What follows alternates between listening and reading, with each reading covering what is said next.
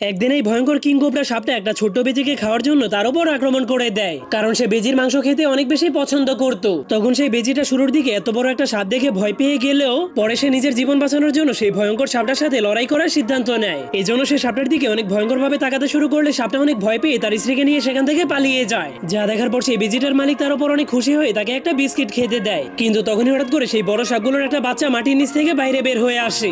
যা দেখার পর সেই বেজিটার মালিক অনেক ভয় পেয়ে যায়। এই জন্য বেজিটা তার মালিককে বাঁচানোর জন্য সেই সাপের বাচ্চাটাকে ভয় দেখাতে শুরু করে দেয়। কিন্তু তবুও সেই ছোট্ট কোবরার বাচ্চাটা বেজিটাকে ভয় না পেয়ে তার উপর আক্রমণ করে দেয়। এই জন্য বেজিটা বাচ্চাটার উপর এতটাই রেগে যায় যে সেই বাচ্চাটাকে 1 সেকেন্ডের মধ্যেই মেরে ফেলে। যা দেখার পর তার মালিক মৃত সাপের বাচ্চাটাকে ময়লার স্তূপে নিয়ে ফেলে দেয়। কিন্তু রাতের বেলা বেজিটা বাইরে থেকে অনেক ভয়ঙ্কর ভয়ঙ্কর আওয়াজ শুনতে পায়। এই জন্য সে বাইরে কি হয়েছে তা চেক করার জন্য যখনই বাইরে যায় তখনই সে দেয়ালের উপরে 2টা কোবরার ছায়া দেখতে পায়, যারা তাদের বাচ্চার মৃত্যুর প্রতিশোধ নিতে এসেছিল।